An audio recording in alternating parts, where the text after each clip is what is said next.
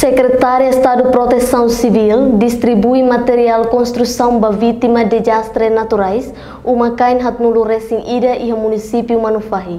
Cerimônia entrega material construção uma vítima de desastres naturais animbot no Rai Halai Fulan Junho Tinangne, Halau Yassame município Manufahi terça-feira semana ne. Material construção composto husi kaleng, semente, besi mili sanulu, mili walu, arame fino, prego centímetro hito, sanulu resin rua, no prego sapeo. Ai quadrado atus rua, sanulu resin walu, no osam bamão de obra hamutuk dólares americano atusida limanulu, cada vítima de desastre.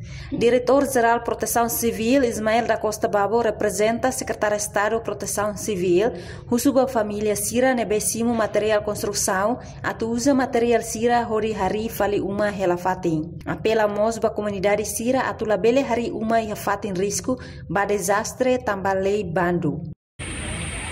Kebita me Estado po vai te Sira e ni critério. Critério ida makane. Kesan Sira besimo ne atu bahalo losi te bolsir nenhuma. Ila vele baham pali, ila vele bahalo pali negócio. Rona que la rona. Rona. Te bolsir sim material construção, vamos osam pali. Pa apoio dene. E selo pali makane. Pontos critério selo. La vele bahalo pali fato mesmo risco. Pa desastre. Mota subu tiona, rai hani antiona, label bahalo pali pati.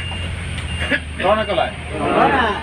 Tamba lei proteção civil, decreto lei número 7 Pandu. Kata label bahalo pali, uma e fati sirnevema risco de desastre.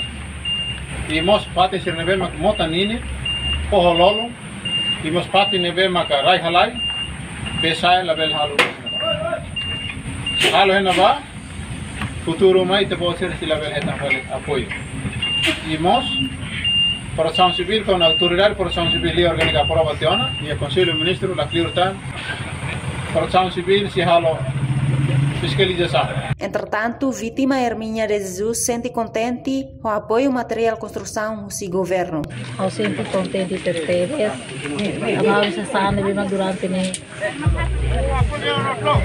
Ate lá com teres belia fila fali. Nebe eu senti muito me hau senti contente na solo pessoa. Outro kata comigo o barat vai ajuda saúde nebe me que me entrega na mami. A me sinto contente na solo pessoa. Musi Manufahi, reportagem Luiz Casimiro Lopes, televisão Timor Post.